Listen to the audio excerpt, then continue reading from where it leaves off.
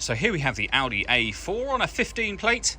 I'm going to start off by showing you around the outside of the car, and then we'll hop in and run through some controls on the inside. But from the outside you can see that it's a 4-door car with alloy wheels. Let's start off inside the boot and then work our way around the rest of it from there. As we approach the back of the car, you can see we have reversing sensors and plenty of boot space as well. Okay, so we're just going to work our way back round to the front of the car, and then we'll hop in and run through some controls on the inside. And now that we've done a full circle of it, you can see it's in excellent condition the whole way round.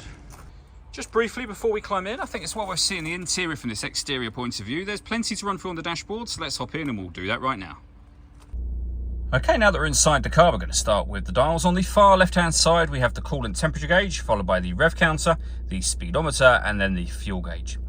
In the middle, you can see the total miles for the car. They are 70,101. Above that, we have a digital readout for the speedometer. You can change information displayed there, or for various bits of trip computer and car information. If we back out to the steering wheel, we have stereo controls available to us, and we've also got voice activation for the phone just there. Underneath there, on the left-hand side, we have cruise control as well. In the centre, you have the main screen for the car. So this is where you would, amongst other things, pair up your phone in order that you can use it. All of the movement that I'm making on the screen is being done predominantly using this dial just here.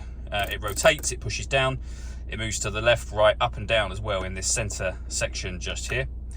These 4 buttons relate to the 4 corners of the screen, which become handy in certain menus. For example, if we go into the radio menu, by pushing the dial down, you'll see the 4 corners of the screen being displayed there. So up in the top right-hand corner is waveband. Give that a push, you'll see we've got DAB, FM, medium wave, and long wave radio. If you want to listen to your own music, go to the media heading just here, and then again, the top right-hand corner, you can see all the different ways in which you can listen to your own music. And they include Bluetooth audio, so you can stream your music wirelessly, as well as making and receiving phone calls. We've also got satellite navigation. Really nice clear colour display. It's a very easy system to use. Working our way down, we then have the CD player just here. If we push that button, we've also got 2 SD memory card inputs underneath that. We can turn the stop and start off from here. This car is designed to cut out when it's stationary in traffic to save you fuel. The system is off when that light shows. We can turn the parking sensors on and off. We can also turn off the traction control as well.